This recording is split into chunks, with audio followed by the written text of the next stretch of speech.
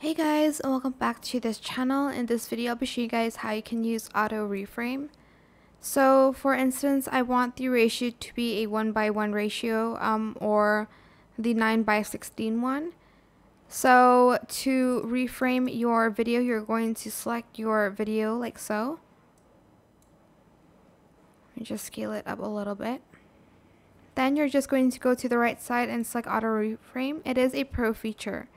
Select the aspect ratio that you want. I'm just going to select the 1:1, and you can adjust the image stabilization as well as the camera moving speed. I'll just do stable, and I'll do like slow for this one. Once you're done, just select apply.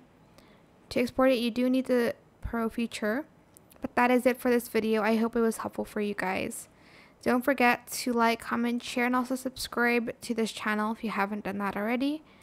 If you have any more questions about this video, just leave it in the comment section down below.